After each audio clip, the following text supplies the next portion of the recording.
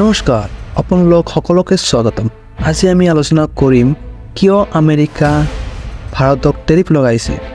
America হৈছে ভাৰতৰ এক অন্যতম বৃহত্তম ট্ৰেড পাৰ্টনাৰ, কিন্তু আমেৰিকা সদায় অভিযোগ কৰে ভাৰতে আমেৰিকাৰ ওপৰত কিনা বস্তুৰ ওপৰত টেৰিফ বহুত বেছি লগাইছে।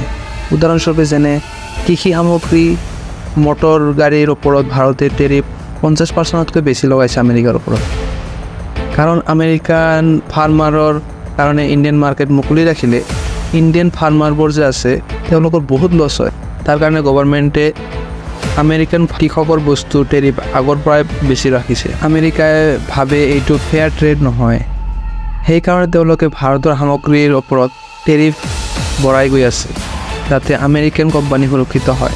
এতিয়া আকৌ আমেৰিকাই কৈ আছে যে ইণ্ডিয়াই ৰাছিয়ান অইল কিনাৰ কাৰণে ইউক্ৰেইন ৰাছিয়া ৱাৰ এতিয়ালৈকে বন্ধ হোৱা নাই, তাৰ কাৰণে ইণ্ডিয়াৰ ওপৰত টেৰিফ দিনে দিনে বঢ়াই গৈ আছে। কিন্তু ৰাছিয়ান অইল চাইনাই ইণ্ডিয়াৰ তুলনাত বেছি পৰিমাণে কিনি আছে, কিন্তু টেৰিফ এতিয়ালৈকে তেওঁলোকৰ ইণ্ডিয়াৰ তুলনাত কমে। ইউৰোপে নেচাৰেল গেছ লৈ আছে ৰাছিয়াৰ পৰা, তথাপি তেওঁলোকৰ ট্ৰেড কম। কিন্তু প্ৰশ্ন আহে চীনত আমেৰিকাই কিয় টেৰিফ বেছিকৈ নলগায়। বাস্তৱতে আমেৰিকা আৰু চীনৰ মাজত ট্ৰেড হোৱাৰ আগতে হৈ গৈছে। বহু সামগ্ৰীৰ ওপৰত আমেৰিকাই চীনৰ ওপৰত টেৰিফ আৰোপ কৰিছিলে, কিন্তু চীন হৈছে আমেৰিকাৰ বাবে বৃহত্তৰ মেনুফেকচাৰিং হাব।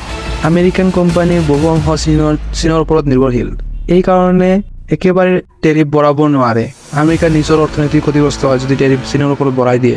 ভাৰতত আমেৰিকা তেনে নিৰ্ভৰশীল নহয়, তাৰ বাবে আমেৰিকা ভাৰতৰ অধিক চাপ প্ৰয়োগ কৰিবলৈ সাহস পায়। অন্যফালে চীনৰ সৈতে যিকোনো পদক্ষেপ ল'বলৈ আমেৰিকাই বহু কথা ভাবিব লাগে। কিন্তু ইণ্ডিয়াৰ ওপৰত এনেকুৱা টেৰিফ বেছিকৈ লগোৱা দেখি এনেকুৱা লাগে ট্ৰাম্পৰ পাৰ্চনেল এটা শত্ৰুতা। তো ধন্যবাদ, আজিৰ কাৰণে ইমানখিনিয়ে।